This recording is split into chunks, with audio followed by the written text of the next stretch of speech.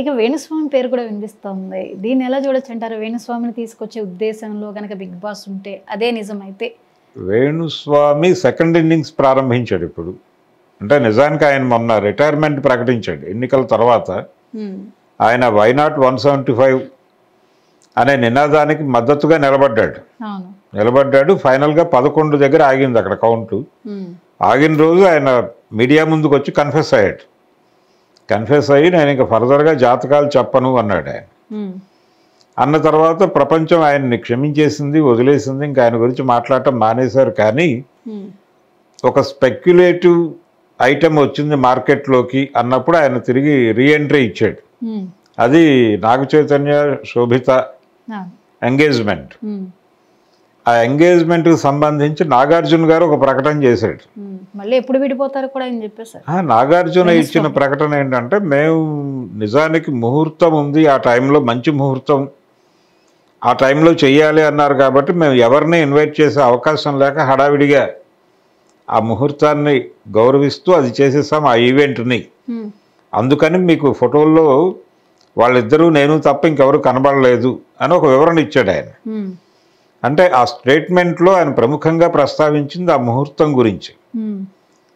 అదే ముహూర్తము ఈయన తీసుకుని వాళ్ళ జాతకాలు జోడించి ఈయన ఒక థియరీ, అంటే ఒక ఎక్స్పైరీ డేట్ చెప్పాడు దానికి, ఆ రిలేషన్కి.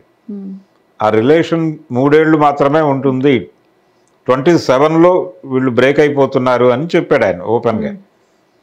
ఇది ఆయన అనుకున్న లెవెల్ సెన్సేషన్ కాలేదు. కానీ సెన్సేషనలైజ్ చేయటమే ప్రోగ్రామ్, వ్యూహం. అంటే దీన్ని ఒక పాజిటివ్గా చూస్తే, ఒక యాంగిల్లో చూస్తే వేణుస్వామి వలన ప్రపంచానికి ఒక ప్రయోజనం ఉంది అనిపిస్తుంది. అంటే ఎవరైనా పెళ్లి చేసుకునేటప్పుడు ఆ ముహూర్తం పట్టుకుని ఆయన దగ్గరికి వెళ్తే ఆయన ఎక్స్పైరీ డేట్ చెప్తాడు, దానికి ఎన్ని సంవత్సరాలు రిలేషన్ ఉంటుంది అంటే దాన్ని బట్టి డిజైన్ చేసుకుంటారు వాళ్ళు. అలా తయారైపోయింది పరిస్థితి. ఇప్పుడు వేణుస్వామి డిస్కసివ్ పాయింట్గా మారిన సందర్భంలో పాజిటివ్ కంటే నెగిటివిటీ ఎక్కువ కనిపిస్తోంది. అంటే ఆయన మీద చిరాకు పడే వాళ్ళ సంఖ్య పెరుగుతోంది. ఎందుకు ఈ గందరగోళం క్రియేట్ చేస్తున్నాడు ఈయన ఓపెన్ స్పేస్లోకి వచ్చి, పైగా వాళ్ళ పర్సనల్ ఏరియాలోకి వెళ్ళి మాట్లాడటం. అది ఆ రిలేషన్ ఉంటుందా ఉండదా అనేది మీరు పబ్లిక్ డొమైన్స్లో మాట్లాడుతున్నారు. వాళ్ళ జీవితాలు పట్టుకొచ్చి మీరు ఇక్కడ మాట్లాడటం తప్పు కదా. ఇది ఎవరు మాట్లాడినా తప్పే. కాబట్టి ఆ తప్పు ఆయన ఎటువంటి ఇబ్బంది లేకుండా ఈ జాతకాల పేరుతో చేసుకుంటూ వెళ్ళిపోతున్నాడు. సో ఆయన కూడా ఉన్నాడు ఇప్పుడు ప్రపంచంలో, చర్చలో ఉన్నాడు. అయితే నెగిటివ్గా ఉన్నాడు, పాజిటివ్గా లేడు.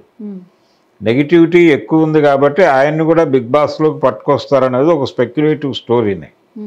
అధికారిక ప్రకటనలు లేవు ఇంకా. అధికార ప్రకటనలు వస్తే అంటే జనాలు ఎందుకు వీళ్ళందరినీ ఆలోచిస్తున్నారు వీళ్ళందరి గురించి అంటే, చర్చలో ఉన్నారు కాబట్టి. ఒక డిస్కషన్లో ఉన్నాడు, వేణుస్వామి ఉన్నాడు, లావణ్య గారు ఉన్నది, ఆ తర్వాత ఇంకొక 2 పేర్లు కూడా రావచ్చు రేపు ఎల్లుండుల్లో. అంటే దువ్వాడ ఎపిసోడ్ గురించి కూడా ప్రపంచం చాలా ఎక్కువ మాట్లాడుకుంటోంది. దివ్యల మాధురి గారు ఆవిడ పేరు కూడా రావచ్చు. అంటే ప్రస్తుతం నిజానికి ఆవిడ కల్చరల్ యాక్టివిస్ట్ అని కూడా చెప్పుకుంటున్నారు. ఆవిడ చాలా ఇంట్రెస్టింగ్ పాయింట్స్ చాలా మాట్లాడారు మొన్న మీడియా కాన్ఫరెన్స్లో. ఆవిడ ప్రెస్ మీట్ పెట్టినప్పుడు అంటే హ్యూమన్ రిలేషన్స్కి సంబంధించి ప్రపంచానికి తెలియని చాలా విషయాలు మాట్లాడారు ఆవిడ. అంటే మీడియా ప్రశ్నిస్తున్నటువంటి సందర్భంలో వాళ్ళని కరెక్ట్ చేశారు. మీరు మాట్లాడుతున్న విషయాల్లో చాలా అనవగాహన ఉంది అని ఆవిడ మాట్లాడారు వాళ్ళతో.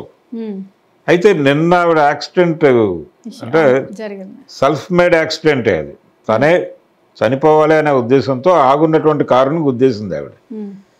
అయితే చనిపోవాలి అనుకోవటము, యాక్సిడెంట్ చేయటము, అది దాని గురించి ఏమిటి ఇన్ అండ్ అవుట్స్ అనేది ఇంకా బయటకు రావాలి. అయితే ఆవిడ లక్కీగా సీట్ బెల్ట్ పెట్టుకుని ఉండటం వలన ఎయిర్ బ్యాగ్స్ ఓపెన్ అయి తక్కువ నష్టంతో బయటకు వచ్చేసింది ఆవిడ.